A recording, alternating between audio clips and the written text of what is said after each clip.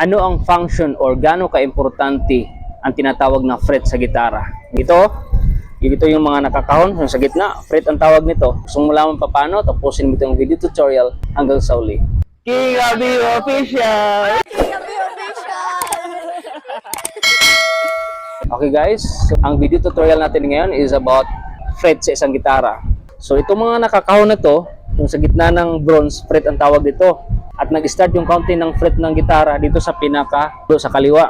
So ito yung fret number 1, fret number 2, fret number 3, fret number 4, fret number 5, fret number 6, papunta dito. Itong fret number 1 guys, pag pumunta tayo sa fret number 2, ang nota ng isang chords ng gitara guys is tumataas. Pag pumunta naman dito, tataas na naman siya ng isa pa. So pataas ng pataas yan guys. Habang ang isang chords guys papunta dito, pataas yan ng pataas ang tunog ng isang gitara. Kunwari, ito yung A chords. Kunwari guys, ang E chords nasa pangalawang fret sa diba, nasa second fret siya, fret 1, fret 2. Pupunta ako sa fret number 3, idudulas ko.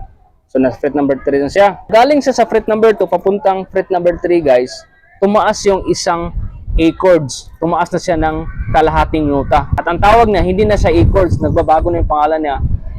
Imbis A chord siya, since pumunta siya dito, nagiging B flat na. Since nag-B flat na siya, tumaas na siya ng kalahating nota. Tapos pag pupunta na naman ako dun sa fret number 4, from fret 2, 3, 4, ganito pa rin yung forma, iba na naman yung pangalan at tumaas na naman yung nota.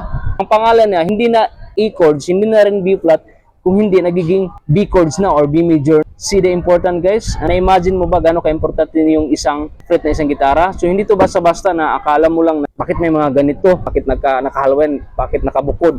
Kasi may function yan guys. Sana may natutunan ka ngayon kung bakit ganun ka-importante yung isang fret na isang gitara. At tatanungin mo rin, bakit tumaas pag pumunta yan dito, pagpunta? Tumaas yan kasi nga, para din yan sa isang singer. Kasi may singer na mababa yung boses, may singer na mataas yung boses. So, yung fret nakakatulong yun para habulin yung isang boses na isang singer. Kunwari, soprano siya, sobrang taas yung boses, nahahabol. So, sana may natutunan ka sa video tutorial ko ngayon guys about fret. At kung mayroon, paki-subscribe sa YouTube channel ko, paki-like, comment, and see you in the next video tutorial about guitar. King Abi Official!